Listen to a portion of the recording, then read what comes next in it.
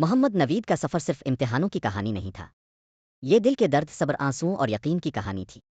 جب اس نے کوششیں کی، CSS 2019 ناکامی، PMS 2020 پاس مگر نشست نہ ملی، PMS 2021 پاس پھر بھی نشست نہ ملی، PMS 2022 ناکامی، CSS 2022 ناکامی، تو ہر نتیجہ ایک نیا زخم بن جاتا۔ وہ کبھی کبھی خاموشی سے کتابوں کو دیکھتا رہتا اور دل میں سوال اٹھتا، کیا میں واقعی اتنا کمزور ہوں؟ کامیابی مجھ سے اتنی دور کیوں ہے؟ آخر کب تک یہ سب سہتا رہوں؟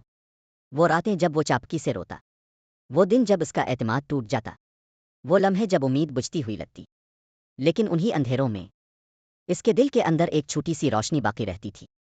ایک آواز اسے کہتی تھی، اللہ محنت کرنے والوں کے آنسو کبھی ضائع نہیں کرتا۔ یہی سوچ اسے زندہ رکھتی۔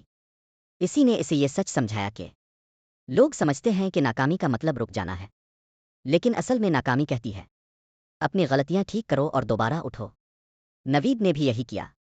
وہ نہ شکو کرتا، نہ قسمت کو برا کہتا، نہ لوگوں کی باتوں سے ٹوٹتا۔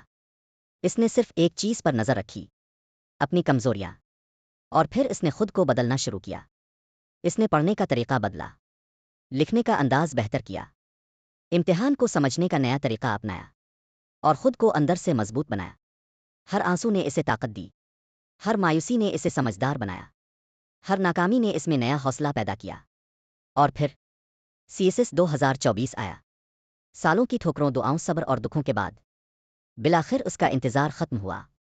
وہ پاکستان پولیس سروس میں ASP منتخب ہو گیا۔ اس دن اس نے صرف کامیابی نہیں منائی، اس نے اپنے زندہ رہنے اور نہ ہارنے کا جشن منایا۔ اس نے پیچھے مڑ کر دیکھا تو اسے سمجھ آیا، ہر ناکامی، ہر آنسو، ہر مشکل رات، سب نے مل کر اس کو اس مقام تک پہنچایا جو اللہ نے پہلے ہی لکھ رکھا تھا۔